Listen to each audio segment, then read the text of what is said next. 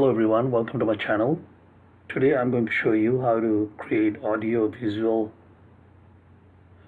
using software called Winamp, and you don't need to go to any website or nothing.